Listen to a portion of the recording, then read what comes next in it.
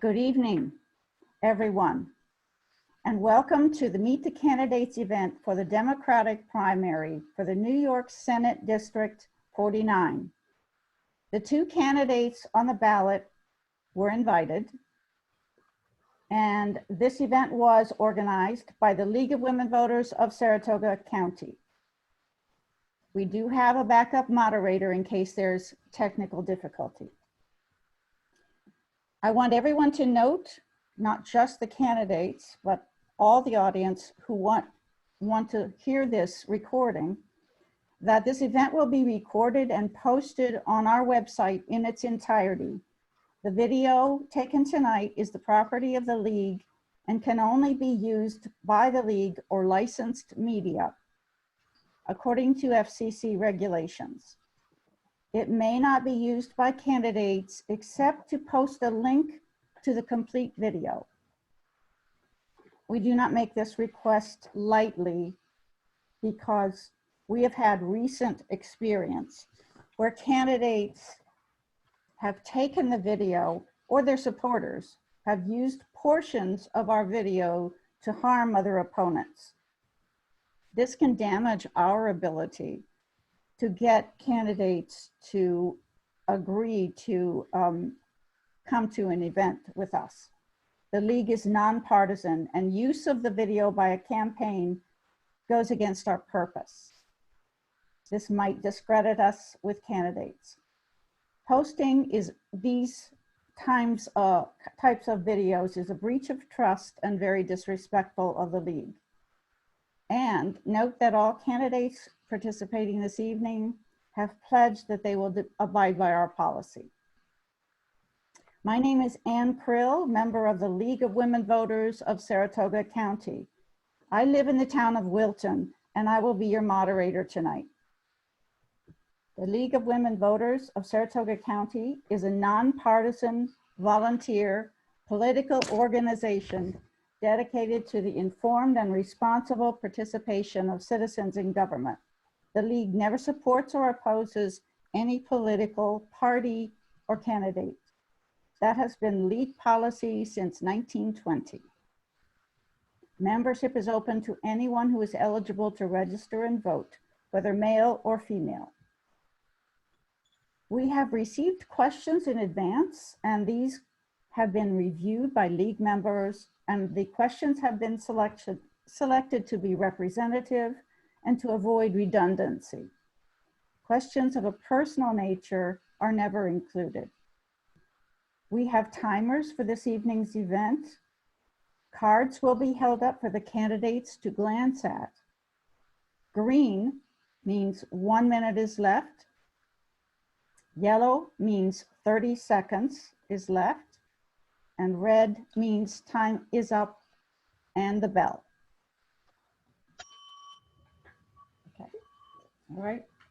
The candidates for the Democratic line for New York Senate District 49 in alphabetical order are Thearse McCalmon and Donovan McRae. Now it is time to hear their 2-minute opening statements. They have tossed a coin to see who would start first. And Teresa says Donovan is starting first for the opening statements. Donovan, it's now time. Thank you. I want to start by thanking the League of Women Voters for putting this together. I know we were supposed to do this in person, and the coronavirus messed everything up, as everything around the world. So this is a good opportunity to kind of put our platform out there, and I appreciate that this was still able to happen. So I'll get started with my opening statement. There are too many people in government who have lost their optimism years ago. They call that experience. Their statement and positions are simply products of political calculations designed to get them elected or reelected. They're not interested in truly doing the work to create solutions for everyone. Hyperpartisanship is an issue that both Republicans and Democrats want addressed. We want conversations between people who are actually willing to understand each other. I believe that our government would move much faster and be far more effective if our leaders recognized and respected experiences other than their own. My top priority is expanding professional and industry-specific training programs so that every high school student can gain real-world perspectives before they graduate. These kids will make decisions on where their lives go from there, and it's not always to pursue a four-year degree.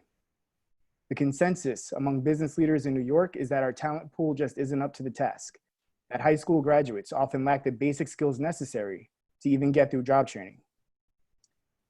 We have to bring value back to the high school diploma by fully funding our public schools before we lose those jobs to other states with high-performing high school graduates. On a final note, we're both asking to do a very important job, and I'm not interested in political attacks. As I said from the beginning, this is exactly what needs to be taken out of government. I'm looking forward to discussing policy in this forum and how we can help move New York forward. Thank you. Oh, no, you're muted.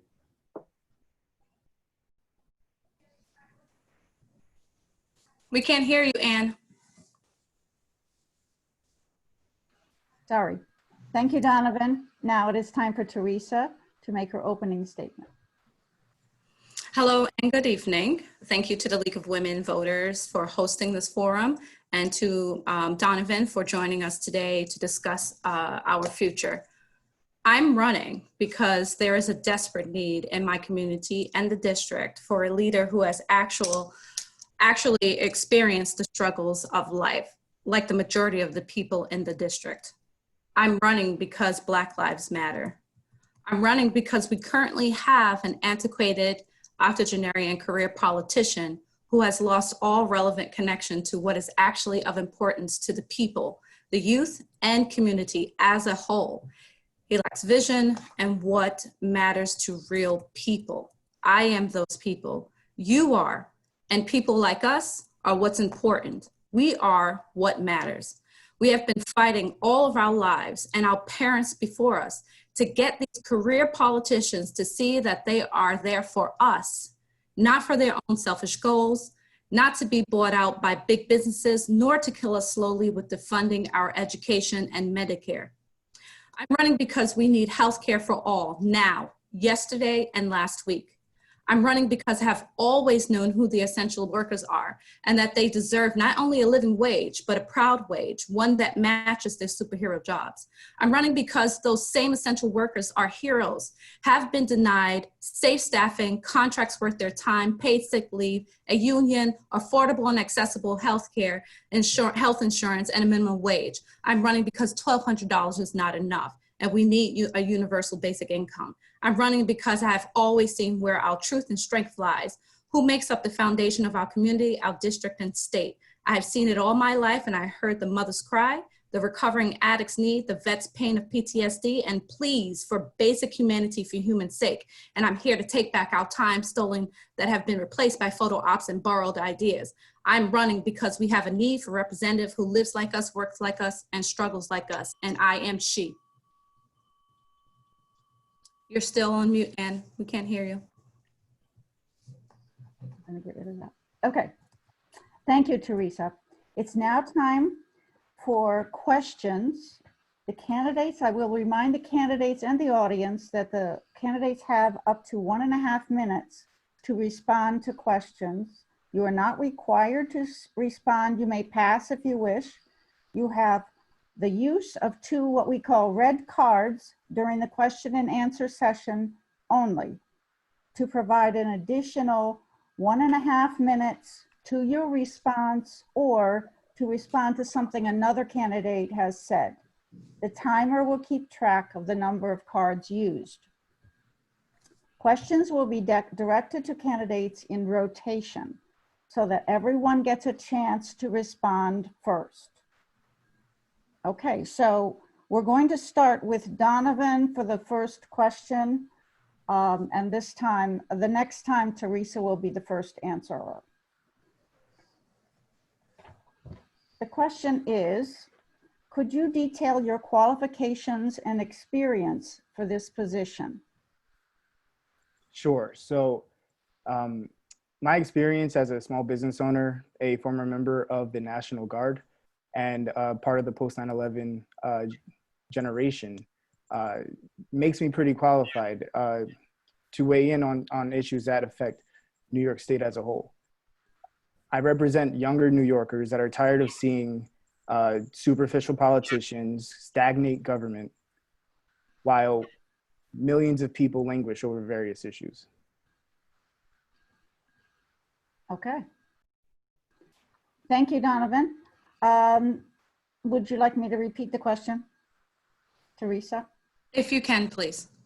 Could you detail your qualifications and experience for this position?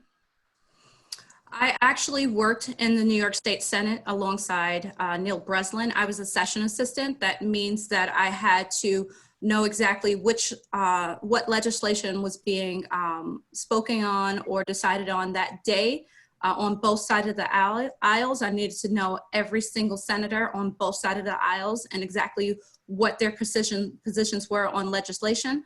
I also have composed a bill on culturally responsive education during my time in the session. And I have been an advocate in the community for the majority of my life.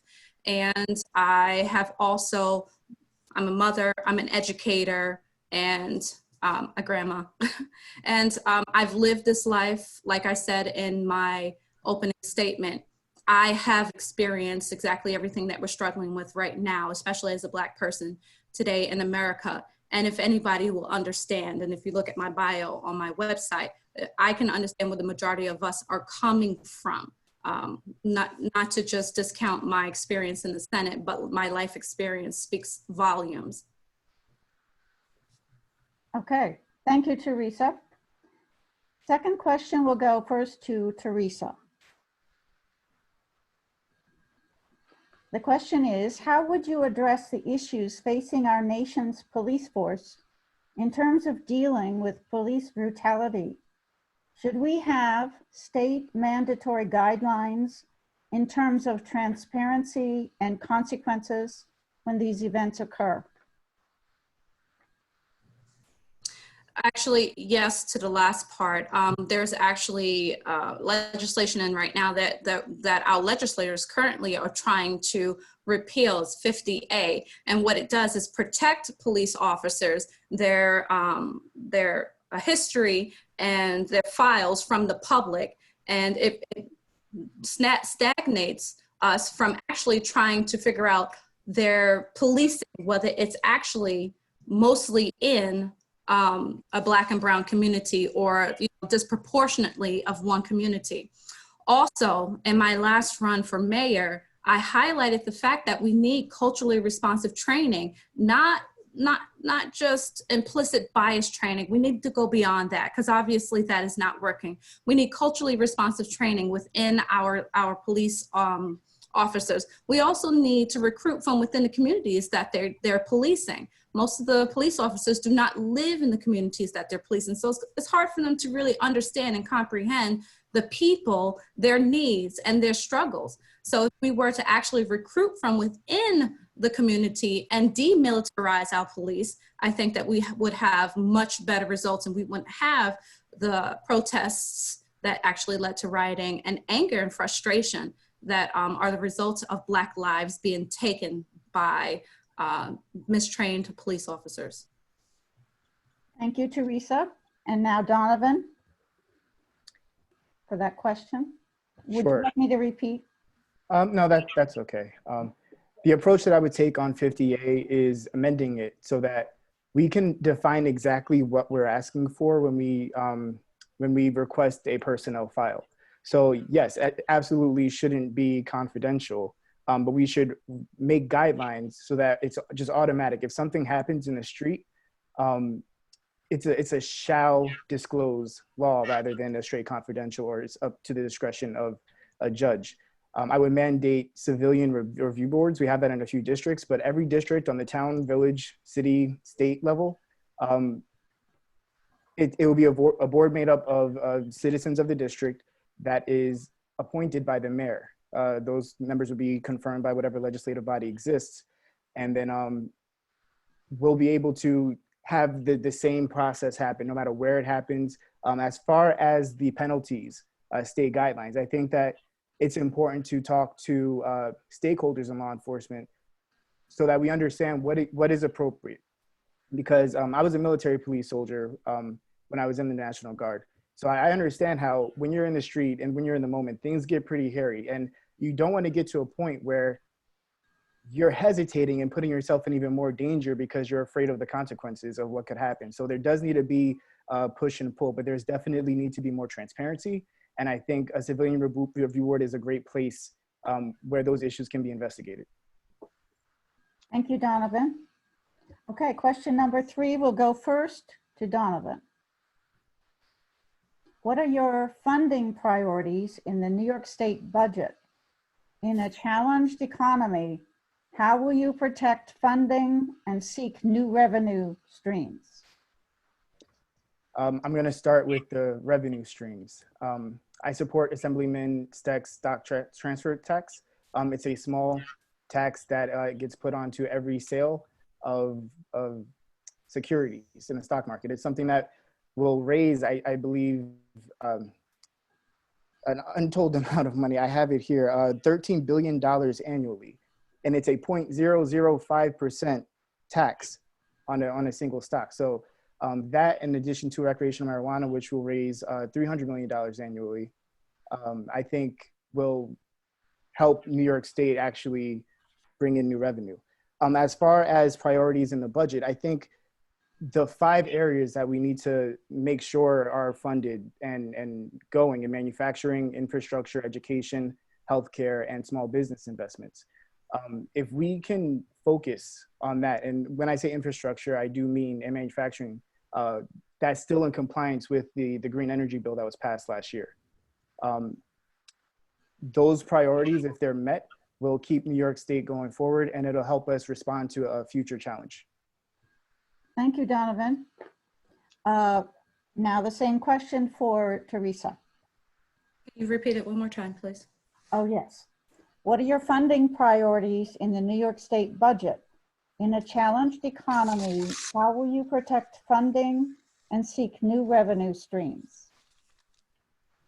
Well, I'll tell you that Donovan spoke about the stock transfer taxes that will bring in about $13 billion annually. We also need to focus on a healthcare for all system, because what this healthcare for all system will do, and Mr. Phil Steck, Assemblymember Phil Steck, has spoken on this as well, what it would do is actually free up money so that we can put more money towards infrastructure. So we wouldn't have to go towards any other type of funding streams actually to support our infrastructure, because paying for healthcare for all or New York State Health Act would actually free up that funding. And that would also help with education funding.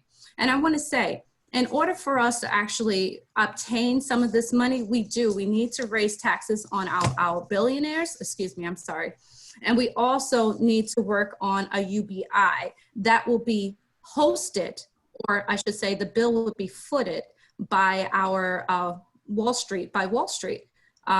Dividend tax, pretty much the same thing that Mr. Donovan spoke about. So pretty much healthcare, education, and also make sure that we tax the rich. Okay. Thank you, Teresa. Question number 4 will go first to Teresa. The pandemic has caused many people to lose their jobs and therefore their health insurance. How do you propose to remedy that situation? Unfortunately, our current health system is set up, especially, I should say our health care is set up to, that's connected with our employment. That was the first mistake that we've made, unfortunately. So a lot of people who lost their employment lost their health care as well. So what we need to do is move away from having our health care connected to employment. It doesn't work. It hasn't worked. And look where we are right now. If we're not working, we cannot pay into a health system. We can't pay our premiums. No matter how many executive orders that were put out, it still did not protect our unemployed. It still did not protect those who needed to go before coronavirus tests were made free for those who had to go to get tested and were charged exorbitant amounts of prices for these tests.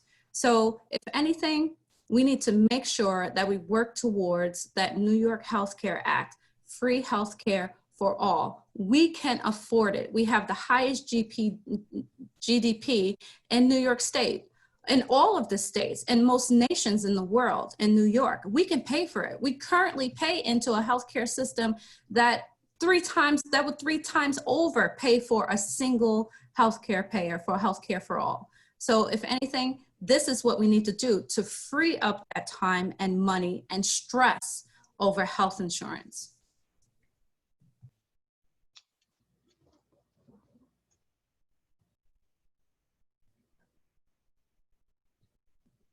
I was sure I would not forget. Thank you, Teresa. Now this question goes to Donovan. Donovan, can you hear me?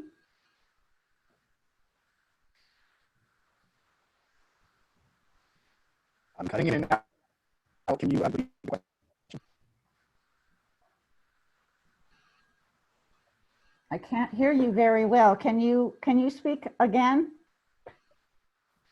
I think he's frozen. Monica, should I ask him to go out and come back in? Hello? Oh, there you are.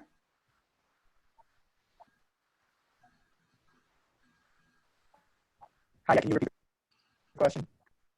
Are you saying you want me to repeat the question?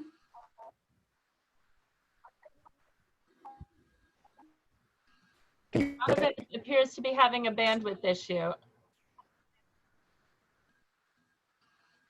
What about if he logs out and logs back in? Wait, I'm hearing you guys fine now. Okay. Okay. All right. Do you want me to repeat the question? Please. Okay. We're talking about the pandemic, which has caused many people to lose their jobs and therefore their health insurance. Can you hear me all right? Yes. How do you propose to remedy that situation? I think a great place to start would be passing the New York Health Act, because I couldn't catch all of Teresa's answer, but I think she mentioned that health insurance being tied to your employer clearly in this situation doesn't work. We need a system that doesn't tie a business model around healthcare. I just think that's not the right way to go, and it creates a situation where people like myself can't afford health insurance. I know a lot of people my age, if we get a little cough, and during this pandemic, if we got a couple of symptoms, a dry throat, we were terrified of what that would mean, not just for our health and the health of those around us, but our pocket too. And going back to the last question, prioritizing small business investments will also create new jobs as well. Okay. Thank you, Donovan. All right, the next question, we'll go to Donovan first. It seems that both of you candidates support election reforms, including no excuse absentee balloting. In light of the COVID-19 and public health concerns, what other measures do you support to ensure voter access? I think even forums like this, virtual forums, is a great way to keep voters engaged. When I started this campaign, I did want to do a lot more getting out and talking to voters, and that just became a thing that you shouldn't do. And going forward, I hope to do more virtual town halls like this, regardless of what happens with the pandemic. Hopefully things keep going in the direction that they're going in now. In terms of election reform, publicly funded elections is something that I did have to educate myself on, but I feel is a great way to keep campaigns focused on the issues. That way we're not running around looking for money from him and her and them and this company and this PAC, this organization. We can focus on speaking with the voters. We're not checking our wallets, and we're able to kind of play on a level playing field. Okay, thank you, Donovan. Teresa? Just repeat it one more time for me, Anne, please. Sure. Both of you candidates support election reforms, including no excuse absentee balloting. In light of the COVID-19 and public health concerns, what other measures do you support to ensure voter access? So I support same-day registration legislation. If we get people to register immediately, if we allow them to register immediately, not only will we increase participation in voting, but we also, of course, get more people registered, which means we have a lot more say. If we look at what's happening in the world today, a lot of those protesters out there are saying, if you're angry, if you're mad, if you're frustrated, you need to go out to vote. Most people do not vote because they feel like their vote does not matter. And this is where education comes in. We need to bring the education of voting and just everything that goes along with that back into our schools from 3rd grade and up. Everyone needs to be educated on why it's important to vote. Why is it important to be counted during the census? So same-day registration, voter education from 3rd grade up, and also extending registration due dates. We have a limit. A lot of people don't know how or when or why or where. And just getting our registration in is there's so many different dates, and we need to make it one universal date and actually move that registration due date up. And also publicly funded elections, that has already happened. The only thing is that it's not happening this year.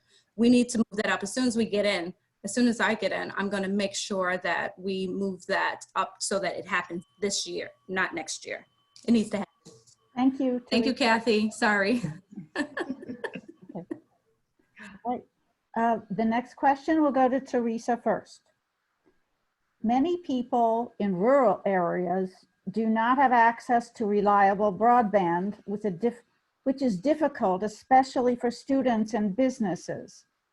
With the pandemic, more people are working from home and online classes may continue into the fall.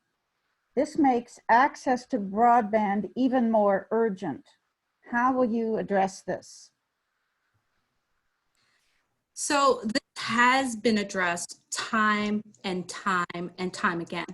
And I have absolutely no idea why the last mile has not been completed. Why is it that we have not made it all the way up to almost Canada and Plattsburgh, New York, and laid these lines? We know, we've seen it from legislation that was passed by Gillibrand, how dangerous it is not to have cell reception, not to have internet access. We've noticed this already. So if anything, once I'm in there, I'm gonna make sure, especially for all those people in Herkimer County, all those out in Hamilton and Fulton, even here in Schenectady, we do not have the greatest internet connection. I know, I'm using it for work every day, and so are my children. So it's suburban rural areas and extra rural areas that need the attention. And this is why I'm running. So often they go ignored. Their needs and their lives are on the line right now. We need to make sure that we push for that last mile and not just, regular broadband. We need the 4G out there. We need to make sure that they're getting the most updated, not the 20 years ago, 15 years ago, internet connections. It needs to happen now. And I will make sure that that does happen because this has already been talked about. It's already been thrown up, sitting in committee, thrown out. It needs to happen. And I'm frankly tired of waiting. Thank you, Teresa. Donovan? Yeah, so going back to the 5 priorities going forward with the budget, that should automatically be a part of it. I agree with Teresa, and it's incredibly dangerous for people in communities that not have cell service. A job that I worked over the winter took me to every corner of New York, from Plattsburgh to Bangor to Niagara Falls to Buffalo. And I was driving through snowstorms, I was driving in the dead of night, and I would have absolutely no service. So even when it was time to report something to my boss, I'd have to drive, upwards to an hour and a half to get to a place where there's service. I can imagine if you're living out there, you need to call, 911. especially in the pandemic like this. You're working from home, you're doing school from home. You have to figure out what resources are available to you. It's all important. And this, again, will put us in a position to better respond to future challenges that New Yorkers face. Okay, thank you, Donovan. The next question will go first to you, Donovan. Climate change threatens the planet. How do you propose to protect our environment in our state? I think I have a golden plan here because, again, with manufacturing and infrastructure, if we focus on those initiatives in the budget, we already passed last year a green energy bill that'll reduce emissions to, I believe it was 85% of 1998 levels or somewhere around there. New projects, new housing need to be in compliance with that law. We need to make sure that nothing's falling through the cracks here because it will set us back. We see how clean the environment can get, what progress we can make on that when everyone stays home. So once we get going again and we start building again and we do lay up those internet lines, that every part of those projects are in compliance with that green energy bill. Okay, thank you, Donovan. Teresa?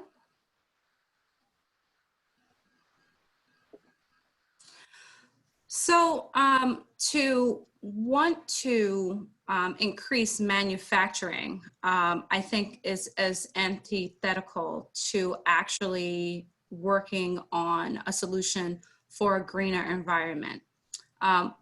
The current plan that we have in New York State is not working. We do have one, and we need to be there by, we're looking to be, or I should say resilient or green, totally green by 2040. That's not soon enough. We need to make it at least 2025 or 2030. We need to lead the state towards becoming an organic and regenerative and fully resilient district at least by 2030 or 2035. And what does that mean? It means that during times like this, we will not suffer with empty shelves or no food or lack of toilet tissue or whatever, because we have learned to be self-sufficient by dealing with our small farmers, our small businesses, and supporting those here, so that if a pandemic happens, we're not waiting for the truck from all the way from California to come with our greens. We're not waiting for the truck from all the way from the south to come with our fruit. We have all of that within the district. And how do we do that? We need to go back to supporting our community farmers, our dairy farmers, our small businesses. That is how we move to becoming organically resilient and more green. We need to depend more on wind power, solar power, geothermal power. And I'm sorry, Kathy, I don't want to do it to you again. So thank you. I just want to roll. I'm sorry. Would you like to use a red card? No? Okay. No, I'll be able to come back to that. So don't worry about it. Okay. All right. Okay. Thank you, Teresa. The next question will go first to you, Teresa. This is a question. Caregivers for both children and the elderly are among the lowest paid workers in our economy. But we have seen how dependent our society is on caregivers. What should our society do to treat them fairly? So as most of you know, I've worked in nursing. I worked in nursing from the time I was 16 to I was 22. I've worked med-surg, I've worked geriatrics, and med-surg is pretty much everything. I've also dabbled in home health care as well. And I know it's despicable how much we used to get paid, even coming from a lowly position of a CNA. It was not enough for the amount of work that we had done. So working towards making sure that our minimum wage is at 15 all around. And if anything, for nurses, I think it should be more than that. I think minimum wage for anyone who works in healthcare should start at least $17 an hour. And this is not registered nurses, and these are not doctors or PAs. I'm talking about our HHAs, our PCAs, our CNAs, our LPNs. those are the ones who are being left behind, and those are the ones who are caring for our elderly. So I think that once we move on minimum wage actually being fully implemented in here and making sure that our healthcare workers actually get the proud wage that they deserve, I think, you know, all of that will be taken care of. Okay, thank you, Teresa. Donovan? I think we can start by making sure that everyone working in healthcare, especially during this pandemic, is getting their hazard pay, that they have the equipment that they need. I can't believe of all the issues that we've been facing over the last few months. One that we had a hard time solving was just making sure that doctors and nurses and even direct support professionals, CNAs, LPNs, as Teresa mentioned, didn't even have the equipment that they needed. We definitely need to raise the minimum wage too. Again, my sister worked as a CNA, my mom's a registered nurse, my brother works as a DSP on Long Island, and they should not have to come home after taking care of all of us, regardless of our age, our capacity, and then sit at the table and figure out how they're going to pay their bills. You know, they should be treated as equally as our law enforcement is treated. That's pretty much all I have to say about that. Can I use a red card, please? Are you finished, Donovan? Yes, I am. Okay, yes. Teresa's using a red card. Sorry, my internet is dying, so I'm just trying to plug it up. Okay, so right here. Nope, wrong one.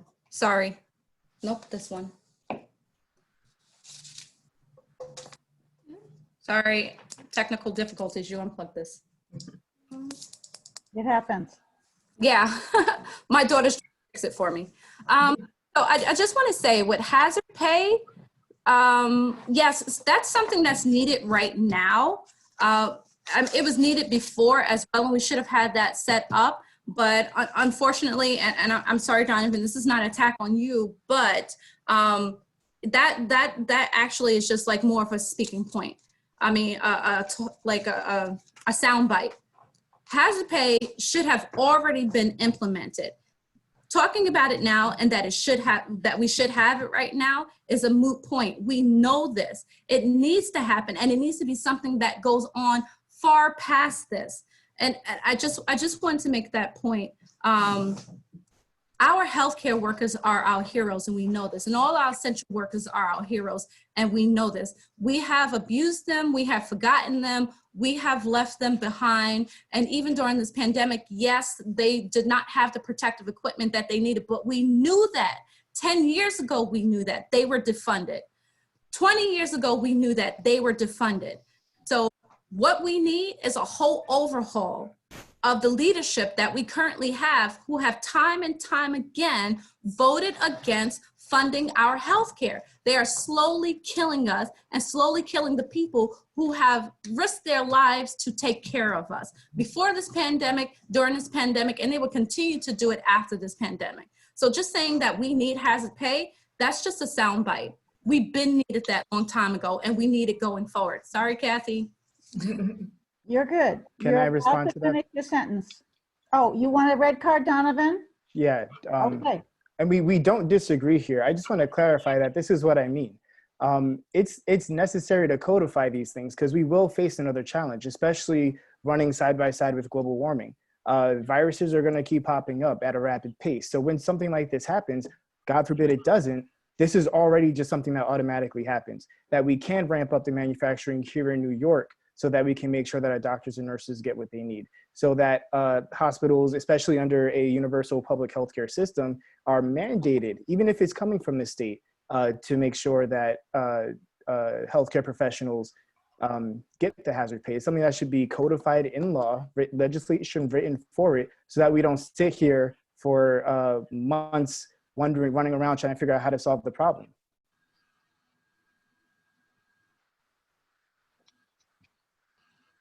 Are you finished, Donovan? Because I see you're on mute. Yes, I'm finished. Okay, all right. Thank you. All right, so we're moving on to the next question, unless there's another red card. And Donovan, you will be speaking to this question first. What are your recommendations for improving and securing healthcare? I think we already spoke on this in passing the New York Health Act. I will say this is another issue that I did need to educate myself on. So I'll take this time to explain my thinking. Originally, I supported a Medicare for all who wanted model, a la Pete Buttigieg, because on the one hand, I don't think that the government should necessarily come in and tell people who want to keep their private insurance that they can't have it anymore. And then I think I mentioned this earlier. I grappled with the idea of still wrapping a business model around healthcare, and reading the different versions that have passed the assembly a number of times, and understanding that we're right on the finish line of getting this thing across. This is where we need to be. And the idea of the Medicare for all who want it is that private companies wouldn't be able to compete with the public option. And eventually we would get to a universal model anyway. But especially given the pandemic, and again, myself right now, I don't have health insurance. This bill is how we protect healthcare. But it's something that we have to get right the first time. So it does take all of that partisanship to go away, so we can sit down and really identify what are the best ways that we can get this thing going so it actually works. Okay, thank you, Donovan. I believe, Teresa, you're next. So in this, I do slightly agree with Donovan that it's a little redundant us answering this, but in order for us to go forward with a better healthcare system, we do need to move away from the business model of the healthcare system, move away from for-profit hospitals and actually move towards for lives and for saving lives. Hospitals are there to save lives. Our doctors are there to care for lives. Our nurses are there to nurture them. And that's what we need right now. But we need to support them. And in order to do that, we need to make sure that our nurses have contracts that are worth their time. We also need to make sure that the bed capacity and our nurse capacity is also equal enough that they're not losing lives because they do not have safe staffing. We also need to make sure that we are fully educating and training our doctors who are coming into these lower income neighborhoods, and that they're aware that certain people with a certain income threshold do not have access to healthy things. And they need to be able to doctor to that and treat to that, and not in a way where it's demeaning or degrading to anyone. I've been through that, and I've experienced actual discrimination in healthcare because of the neighborhood I lived in or because of my income. So there's a lot of things in healthcare that need to be fixed. The first thing we need to do is move away from this healthcare system and go to a single payer healthcare. I think the bell is not working. Thank you, Teresa. All right. The next question will go to Teresa first. How will your position on medical aid in dying differ from Senator Tedisco? If you know the answer to that. If I know the answer to my position on medical aid to dying, I think that in certain situations, medical aid to dying or assisted death or assisted suicide is appropriate. And I cannot speak personally on that. But if any of my constituents came to me and said to me that they wanted me, and especially enough of them said that this is really an important issue for them and they want me to stand with them on it, who am I to tell them that this is not an important issue and that I should not? If they feel that it's important enough to let their family and members, loved ones die in dignity, without pain, without the struggle, without medication, who am I to say no? That's like telling a woman what to do with her body. Thank you, Teresa. And now Donovan.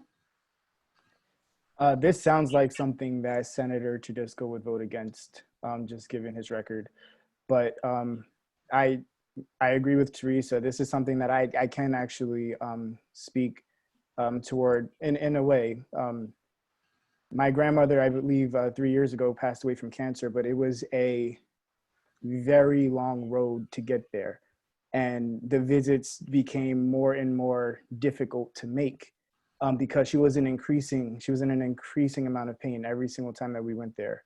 And then to think that there could have been an option, because essentially how she ended up going, I don't mean to be graphic, she stopped eating. And if there was an option to avoid watching that happen and watching my grandmother waste away, I don't know why any form of government, if we have the technology and it's something that we can do safely with a physician, should just ban, like what Teresa is saying. If we have the ability to perform abortions with a physician, why would we just say no? I don't like it. It's against my morality. This is real for families across the world. Okay. Okay. Thank you, Donovan. All right. The next question will go to Donovan first. And this is the last question before closing statements. While Senate 49 includes the city of Schenectady, the district is largely rural. How can you represent the people of your district, as both of you have more urban experience? That's me first? Yes. Okay. So I think one of the benefits of me being in the military was that I've met a lot of people that do a lot of things, come from a lot of places. And I like challenging people that I know don't agree with me. So there are people that have completely different experiences than I have had growing up on Long Island and the brief time that I've been here in Schenectady. I've come to understand that these are hardworking individuals, people that dairy farmers, you know, people like the peace and quiet, you know, people come from New York City just to visit and they call it the sticks. And I think that's something that I love about this state, but also I'm willing to learn from voters in this district who have certainly lived a completely different experience than I've had. And I think that no matter what office you're in, no matter what background you have, is necessary when it comes to legislating. You need to be able to have those conversations and go into it objectively so you can learn something. You got to be humble going into this job so that you can support legislation and propose legislation that will actually work for everybody. Okay. Thank you, Donovan. Teresa? So actually, and I don't mean to correct you, I just want to correct the question. I actually do have experience in the rural districts, the rural parts of the districts here. I was campaign manager during a congressional campaign in New York 21, and I had to be up what I consider almost Canada, else a country, almost every single day of the campaign, knocking on doors, asking them what their issues are, getting the voice of the people. And that's all of Hamilton, all of Herkimer and Fulton, including parts of Saratoga. So I actually understand the issues. I understand that equestrian law impacts the revenue of Saratoga. I understand that there are 4 different formulas for our dairy farmers, and none of them are really helping them. Especially if you notice some of them have committed suicide during this pandemic because milk prices are just not enough, and even before this pandemic. So I understand that. I understand that we need to take back our food supply from the New York agriculture and be more giving to our farmers. I've actually been there. I've heard their pleas. I've sat in on meetings of so many rural committees, and I actually get it. Living in Schenectady has not shut me off, has not blinded me from the rural needs. And I actually love it out there. It's gorgeous. Thank you, Teresa. Okay, I believe we finished the question period, and it's now time for closing statements. Donovan is first. So it is time for your closing statement. I'm sorry, and is it too late to do a red card? If you want to do a red card as a yes, you can do it now. You still have one, and we will start the closing statements after that. Okay, there was something that I wanted to say earlier and I didn't get a chance to say, and this is in respect to our healthcare workers and the care and how they're being treated. Most of our healthcare workers are women. Everything we do as a people, we do it for peace, right? We do it for children, we do it for our families, and most importantly, we do it for Istunba. That is an Apache word, yes, I'm Native American as well, which means for the women. Because without women, there would be no us. We wouldn't have Universal Declaration for Human Rights. Thank you, Eleanor. We wouldn't have the unity in South Africa. Thank you, Winnie Mandela. We wouldn't have the nationwide free lunch programs. And thank you to all the Black Panther, the women of the Black Panther Party. We wouldn't have the words of wisdom like those from Zora Neale Hurston, Maya Angelou, Angela Davis, and many more. And I just want to thank all the women out there, especially Shirley Chisholm, because if it wasn't for her and women in our healthcare, I would not be able to run. So everything that I will do for our healthcare workers will be Istunba for the women, because it will be for all of us. And I just wanted to make that clear. Okay, that was your second red card. Donovan, do you have anything you want to add and use your red card for? No, and I certainly don't disagree with Teresa on that point. I'm gonna take this opportunity to say I love you, Mom.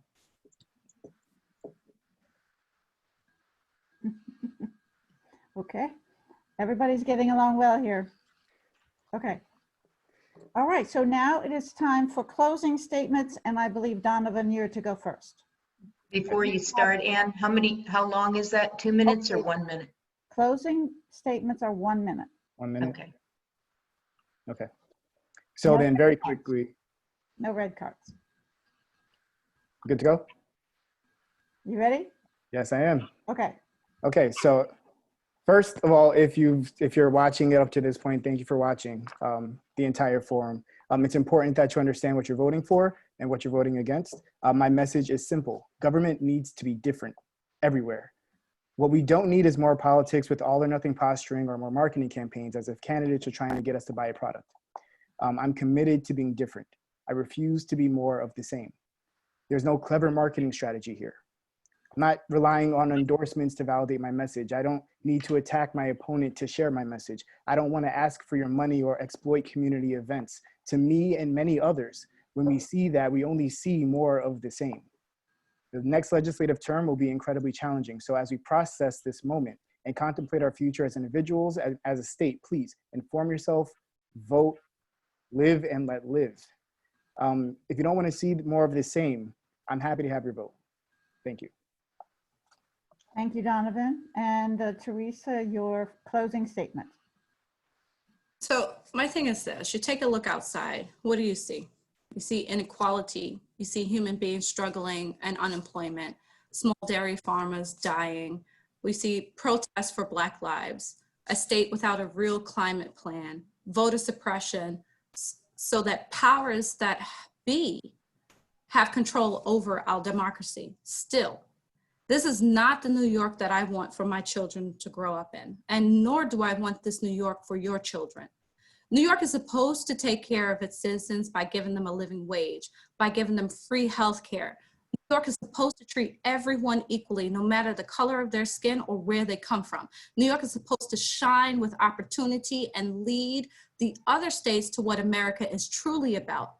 So how do we get to this New York and back? It starts by having the right leaders. It starts by having the common person's back. It starts by being on the front lines without the political photo ops. It starts with not just listening, but action and commitment. I'm Thearse McCalmon, and I am that leader. Vote for me, and you vote for a better New York. Thank you, Teresa. I want to thank both the candidates for appearing tonight. We appreciate that you are here have been here to inform the voters. To the audience, remember to vote. The primary election will be held on June 23rd. Early voting from June 13th through June 21st. Depending on your county, you'd have to find out where that would be. You may also vote by absentee ballot by checking temporary illness. When you receive your absentee ballot, remember to sign the outside of the envelope and follow the instructions on it and send it by mail to the Board of Elections. Every eligible voter in this primary must be registered as a Democrat. Again, thank you candidates for attending and helping educate the voters. And I just want to say with the absentee ballots, signing the second envelope, so there's two envelopes, is the one that you put your absentee ballot in and then you put it into a larger envelope. So the one that you put your absentee ballot into, you sign the back of that. You don't need to fill out the front. For the most part, the BOE has stickers on them, so you don't have to fill anything out except, and that's it. Just sign the back, put it into the larger envelope, and then mail it. And it's free postage, so no one has to worry about that. I just want to clarify that. That's correct. That's correct. There will be a line asking for your signature and a date. That's all you have to do. And make sure you seal that envelope with the ballot inside and put that envelope inside the envelope that's going to take it to the Board of Elections. Okay. Thank you very much. Good night. Thank you.